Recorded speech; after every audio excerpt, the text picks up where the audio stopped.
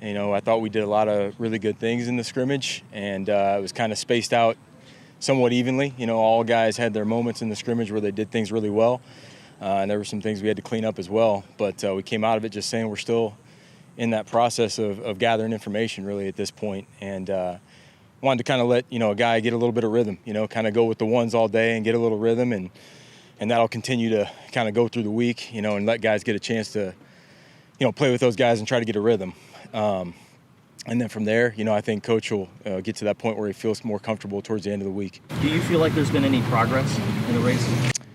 I think there's been a lot of progress in the room. As we looked at it, it's a good bad, right? I mean, it's like, there's not separation right now, but a lot of guys are doing a lot of things really well. We came out of that scrimmage feeling like guys were really accurate with the football, and we created some big plays, some explosives.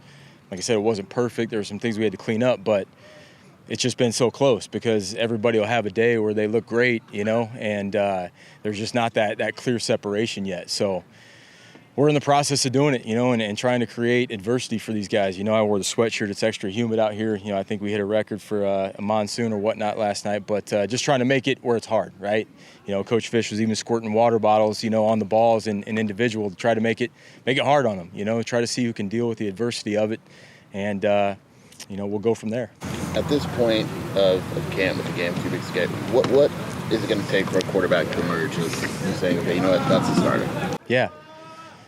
The same stuff that we talked about all along. I know that's the boring answer, but we're looking for the guy that can be the most consistent. Obviously, we want to be explosive and do all the things that we want to do, but it's going to be the guy that's most consistent, the guy that moves the team, doesn't put the ball in harm's way, the guy that can operate the system and run it and be in control and be in command. The guy that can do that is going to be the guy, that can do it most consistently. So that's probably the biggest thing that we're looking for this week. Not the flashes of brilliance, but kind of more consistency out of that guy.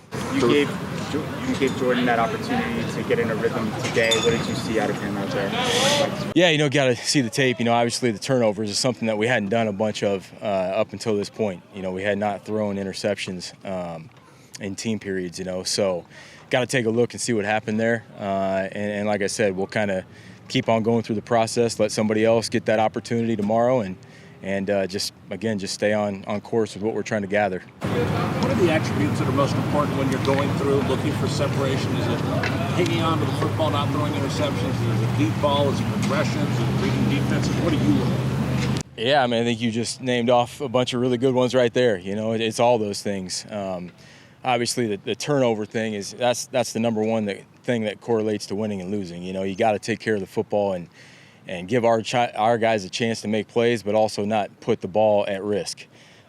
Whether it's throwing the ball or in the pocket or when you take off and you run. It was good the other night for our guys to run and get tackled and have to worry about ball security and those kind of things. But, it's decision-making. It's presence at the line of scrimmage, making sure we're getting in the right plays. It's who's moving us down the field. How are we scoring points? Are we having success?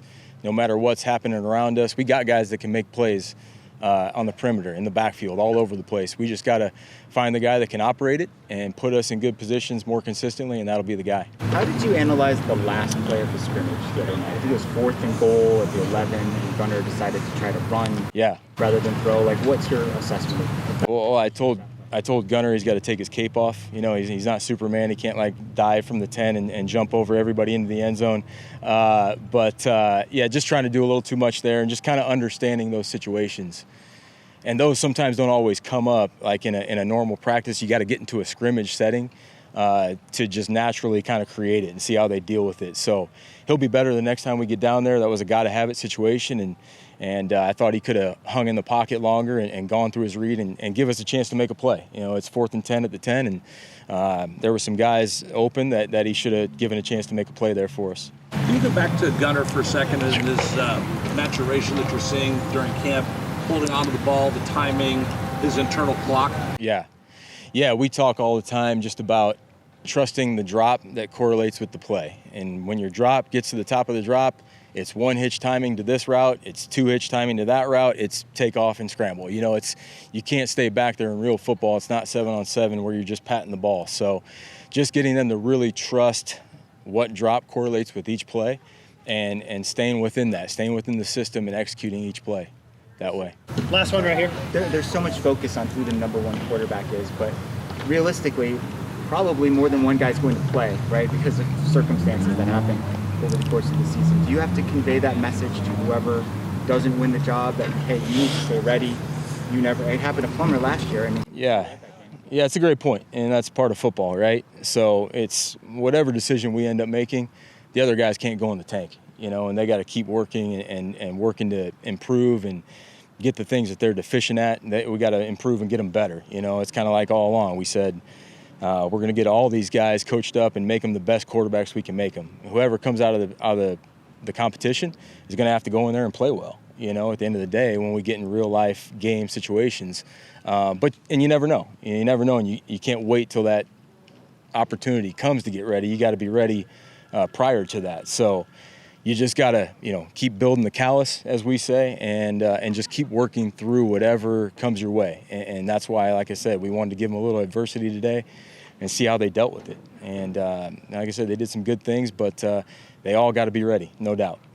Thank you, Coach. Yeah, thank you guys. All right, thanks, guys. Appreciate it.